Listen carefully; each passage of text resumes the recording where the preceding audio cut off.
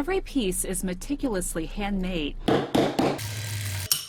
each unique in its own right. I firsthand realized that, oh, there's like an artistry behind all these things. That was always like an impression that stuck in my mind. Sara Patino is the artist behind this exquisite collection. The materials she uses, quite selective. I think I could make jewelry with a mission. That mission, using only sustainable sources. Right now, my company, what we're doing is choosing to only work with refineries that recycle metals. So what that looks like is I work with refineries in the Midwest that collect scrap gold from jewelry shops, from aerospace technology companies have scrap, cell phones have scrap. There's a lot of different things that use a little bit of gold. And so what they do is they melt down this gold, refine it, and bring it back to its natural state.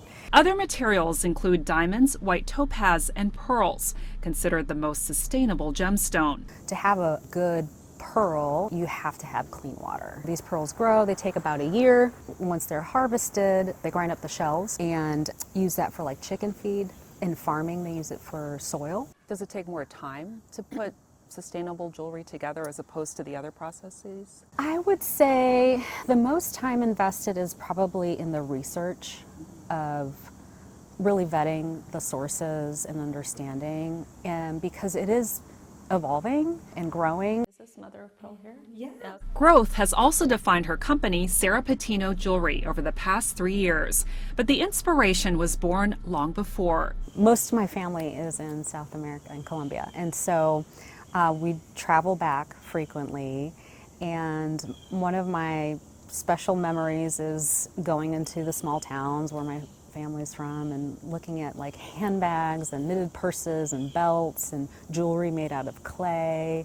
And I think that was the first time I realized like people make things. The people is the other half of her sustainability mission. Patino's previous years in jewelry design opened her eyes to the world of fast jewelry. In some cases, mass production in a factory and little oversight over labor practices. Jewelry, for some reason, hasn't been as transparent. I think people kind of keep it behind a closet, like how it's made. There's actually hands that dig up the gold or dig up the diamonds. There are hands that clean, there are hands that polish it.